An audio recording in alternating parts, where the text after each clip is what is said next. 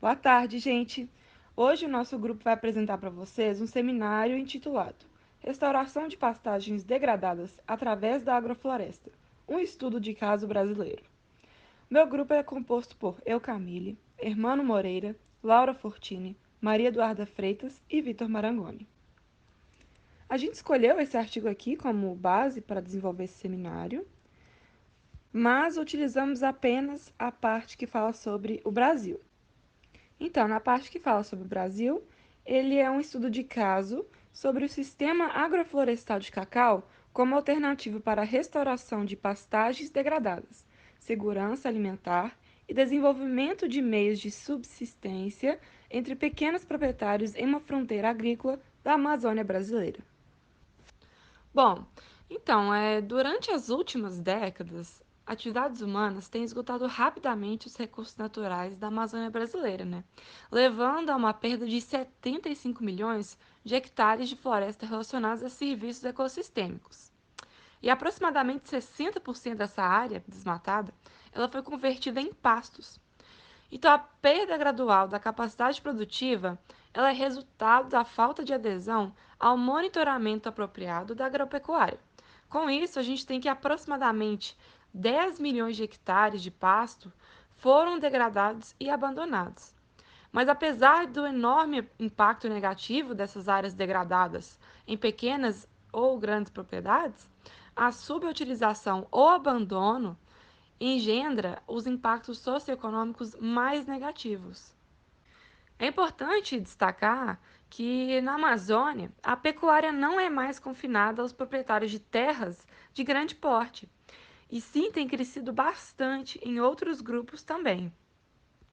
A gente tem como resultado da instabilidade de preços na produção agrícola e a demanda emergente nos mercados regionais da carne, ter pequenos produtores agrícolas que historicamente focaram no cultivo de safras a se direcionarem para a criação de gado. E com essa adoção de práticas de pecuária pelos pequenos proprietários, isso levantou preocupações sobre as transformações dos sistemas de subsistência e a segurança alimentar, além dos custos ambientais da expansão pecuária na região. Nesse contexto, a gente tem uma busca de uma mudança de paradigma de práticas insustentáveis de uso da terra, que levam à degradação ou desmatamento, para então um modelo sustentável de produção agrícola e segurança alimentar para os pequenos agricultores. Então, a gente tem The Nature Conservancy e parceiros trabalhando desde 2011 para promover a restauração de pastagens degradadas.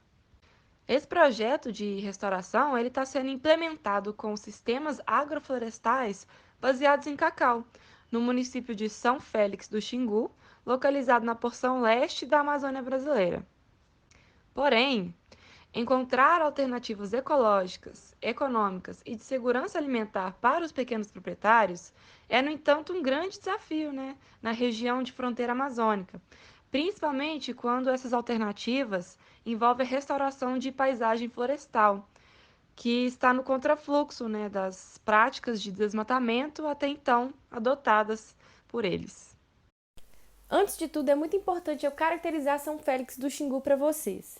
Ele é um município do Pará e ele é localizado no arco do desmatamento da floresta amazônica. Porém, aproximadamente 60% das áreas de São Félix do Xingu estão situadas dentro de áreas protegidas ou de terras indígenas, e isso tem feito um papel importante na conservação da floresta. Porém, nas últimas décadas está havendo uma crescente supressão vegetal da floresta nativa, e isso nessa área é decorrente à expansão da pecuária.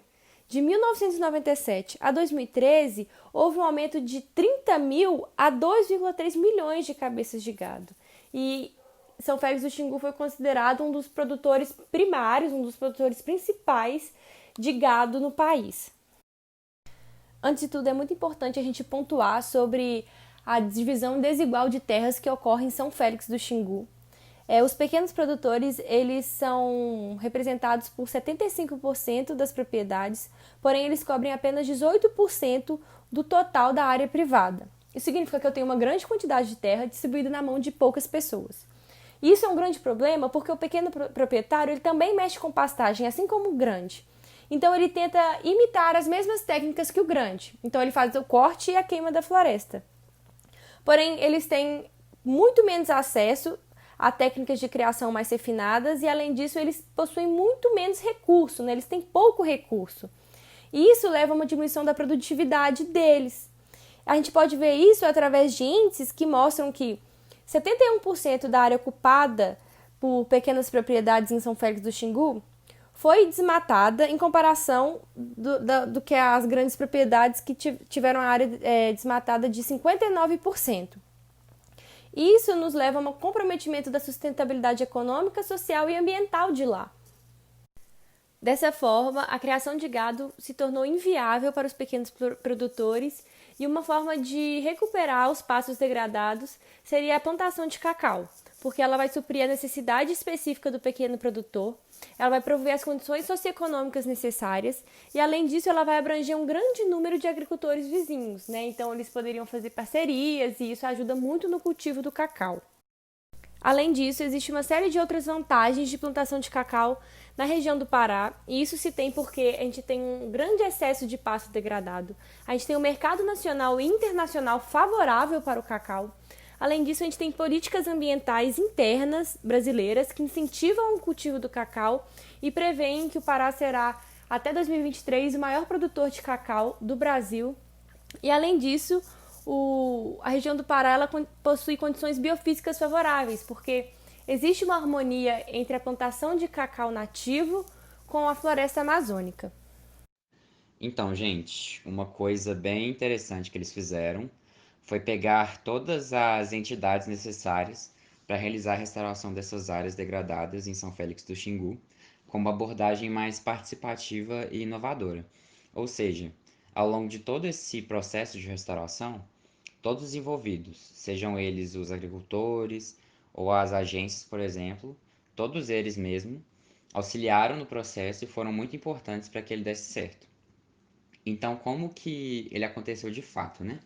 Inicialmente, o projeto contou com o apoio de algumas agências, organizações e stakeholders, que são aqueles que são os impactados pelas ações do projeto, aqui no caso, que foram muito importantes, cada qual com sua função específica, sendo eles a The Nature Conservancy, a sede do Brasil, cuja sigla é TNC, que é uma organização internacional que promove a conservação da biodiversidade através do desenvolvimento da ciência.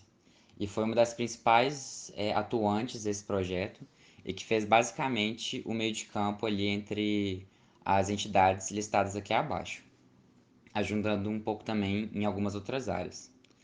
Tem também a Cargill e a Norwegian Agency for Development Cooperation, a NORAD, que ajudaram com o financiamento desse projeto. A Cargill é uma indústria de alimentos, enquanto que a Norad é uma agência do governo da Noruega, que, entre outras funções, né, promove e atua apoiando projetos estrangeiros. Tem também a cooperativa dos produtores de cacau, que foi diretamente impactada pelo desenvolvimento gerado por esse projeto e é conhecida como a Cooperativa Alternativa de Pequenos Produtores Rurais e Urbanos de São Félix do Xingu, a CAPRU, que mobilizou os participantes do projeto como um todo.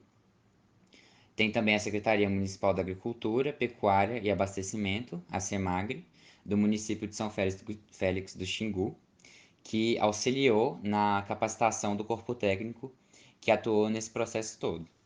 E por fim, tem a comissão executiva do Plano de Lavoura Cacaueira, a CEPLAC, que é um grande banco de sementes de cacau, que forneceu elas para os agricultores plantarem durante esse processo do projeto. Bom, aqui tem um quadro para vocês entenderem melhor como que ocorrem essas etapas do processo de restauração.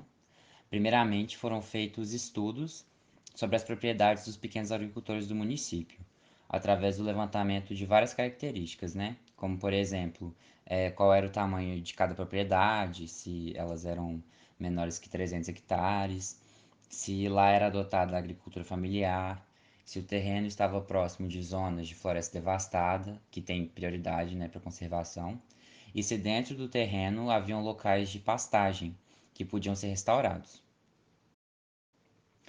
Em seguida, duas ações ocorriam em conjunto uma da outra. Uma delas é a de assistência técnica para a implementação da agrofloresta. Nessa etapa, o primeiro passo é preparar a área, principalmente o solo, para ele poder receber as futuras espécies de plantas que iriam ser plantadas ali. E depois são adotados métodos para tornar essa plantação o mais produtiva possível.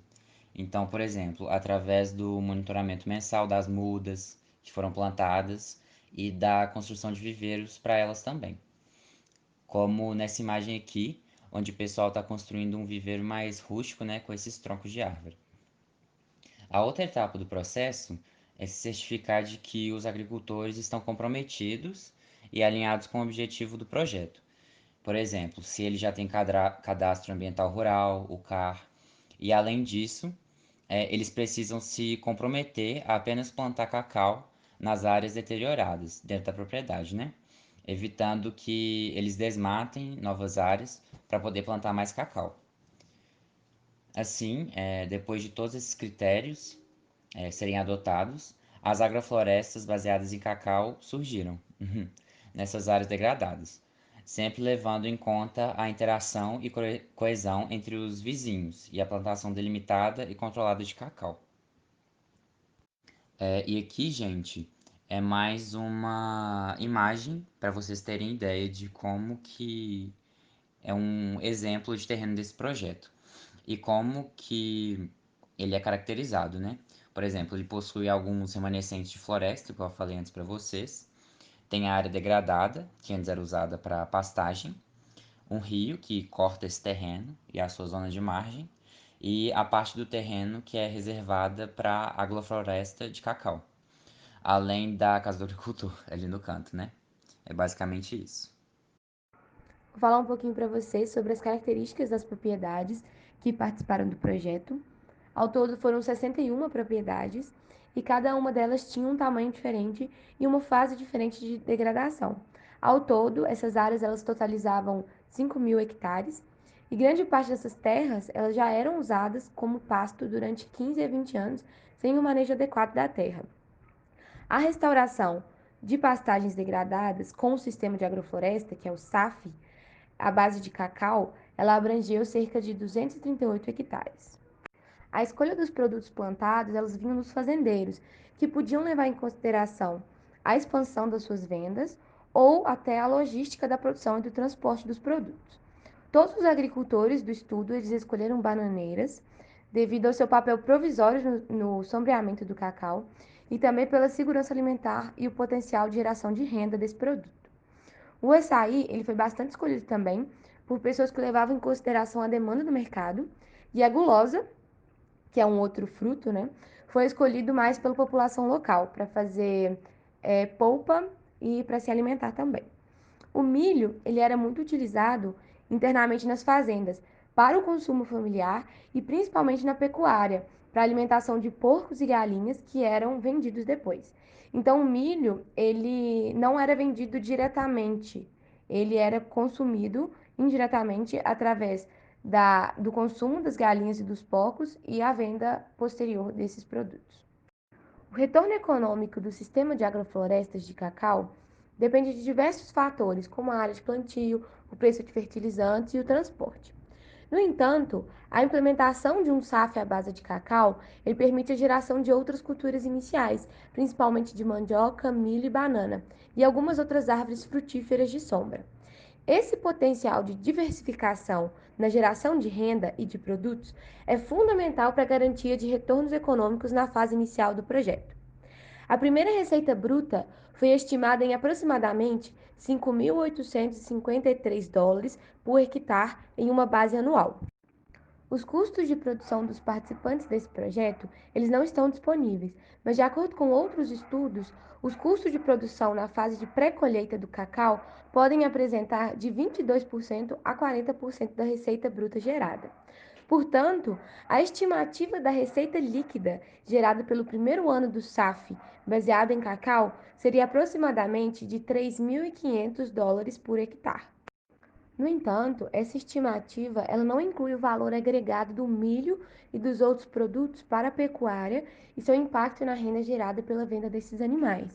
Porque além da receita da venda direta da mandioca, do milho e da banana, deve-se considerar que essa produção ela também vem para suprir a alimentação de indivíduos da pequena pecuária, sendo importantes componentes na subsistência das famílias de agricultores. A segunda fase do projeto, ela consiste na criação de unidades de demonstração participativa, que são centros de divulgação técnica e de intercâmbio de experiências entre os agricultores. Cada centro ele é baseado em um participante bem-sucedido na primeira fase do projeto e tem como objetivo atrair agricultores vizinhos, promovendo 3 aspectos. O primeiro é o maior treinamento e cooperação entre agricultores vizinhos. O segundo, a troca de conhecimento entre diferentes pessoas e grupos de pequenos agricultores, que acabam promovendo mudanças graduais nas percepções das práticas. E o terceiro é a capacitação de assistentes técnicos rurais que visam reconciliar a questão tecnológica com a necessidade e os conhecimentos específicos dos pequenos agricultores. Com esse estudo de caso, temos várias lições aprendidas. Entre elas, mudança de paradigma produtivo. Pelo fato da pecuária se encontrar bem estabelecida em diversos locais, há um temor em relação a iniciativas inovadoras. Devido a isso, é necessário convencer os pequenos agricultores a implementar o sistema agroflorestal, e para isso é essencial mostrar o potencial econômico dessa técnica. Outra lição é, começando pequeno. É importante incentivar os pequenos agricultores, principalmente os que apresentam uma agricultura familiar, a adotarem o sistema agroflorestal. Também temos a lição Valorização do conhecimento empírico dos pequenos produtores. Os pequenos agricultores envolvidos no projeto têm, em sua maioria, uma longa história de migração para diferentes regiões e um amplo conhecimento sobre a agricultura familiar. Dessa forma, é importante valorizar o conhecimento empírico desses agricultores através de modelos de assistência rural e evitar pacotes tecnológicos pré-definidos. Aprendemos também que é necessário uma estratégia de expansão. A adoção do modelo de unidade de demonstração participativa valoriza o conhecimento dos pequenos agricultores e promove a coletividade entre comunidades vizinhas. Dessa forma, aumenta a segurança alimentar e estimula os princípios de restauração ambiental. Além disso, esse modelo age como uma alternativa à assistência técnica rural, sendo adotado por órgãos locais, estaduais e federais que trabalham com a agricultura familiar em geral. Outro ponto de grande importância é uma abordagem de investimento de impacto. Estabelecer um plano de negócio sólido é de grande importância para atrair investimentos e, assim, expandir o projeto, gerando maior impacto social, ambiental e econômico. Agora, nós vamos falar sobre as recomendações. Devido às altas taxas de desmatamento na Amazônia e à contribuição do desmatamento social, se torna cada vez mais necessário encontrar alternativas para que os pequenos produtores se tornem cada vez mais sustentáveis. Para isso, é preciso que as políticas públicas discutam questões chaves, como a dinâmica das práticas produtivas e as bases econômicas sustentáveis. Com isso, é de grande importância aplicar intervenções inovadoras e eficazes nas produções agrícolas, melhorando os resultados ambientais, climáticos, econômicos e sociais. Com produções de grande demanda e alto retorno econômico, o método utilizado apresenta uma oportunidade promissora para a restauração ambiental e uma maior segurança alimentar entre os pequenos agricultores. Para a consolidação e desenvolvimento desse estudo de caso, será necessário o fortalecimento contínuo da parceria entre instituições, envolvimento contínuo das famílias dos pequenos agricultores, assim como a capacitação dos mesmos. Com os dados positivos do sistema agroflorestal e o modelo de unidade de demonstração participativa, é possível ampliar ainda mais o sistema, restaurando cada vez mais os locais de pastagem e contribuindo com iniciativas globais de restauração. Agradecemos a atenção de todos e, caso tenha ficado alguma dúvida, estamos à disposição para respondê-las.